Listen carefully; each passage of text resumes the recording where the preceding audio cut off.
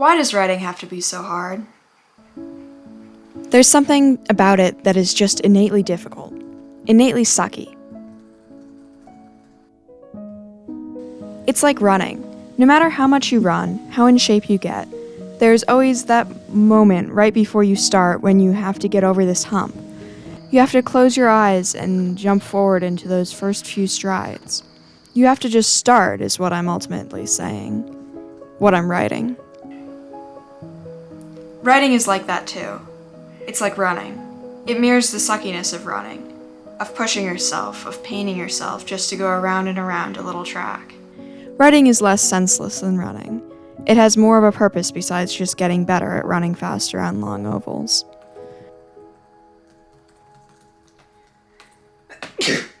When you write, you are producing something.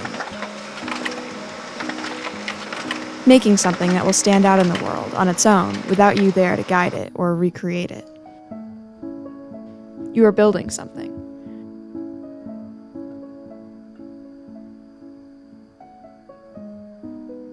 But there's something so freaking hard about writing. So hard. No matter how many times you sit down to a blank page and start typing, no matter how much easier the process gets, there's something just innately difficult and uncomfortable about it. Something scary. So scary.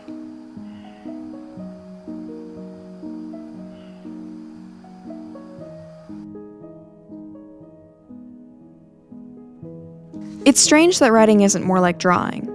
I don't know why it isn't. Drawing is relaxing and innately enjoyable. It's creative, but not in the terrifying way, at least for me. Maybe it's because drawing lacks movement.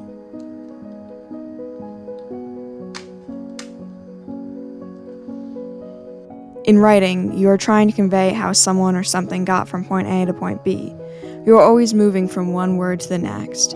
In drawing, you can just sit calmly with a single moment, refining it, or not. Writing is quantifiable in a way that drawing is not. When you are writing, all you have to do to find out how much progress you've made is click onto tools and then word count.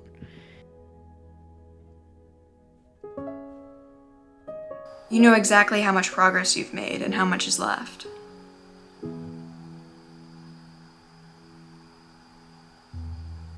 Writing is really hard. I don't know how to make it less hard. Maybe it's hard because you have to pull stuff out of the imagination realm into the real world in a very specific way. In a way that matches the exact limitations of the language you're using.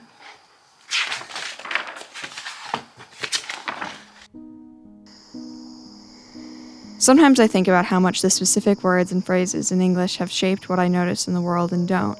How many things there are that just don't have words, beautiful things that just get forgotten, that slip past my eyes without sinking into my brain, simply because of how language has played out and been shaped over thousands of years. I wonder if the first way to expand one's world is to expand one's vocabulary. That's sad, really, to think that we only experience the things that others have given us a way to share with them, or rather that we experience so many things that we can never really share with others.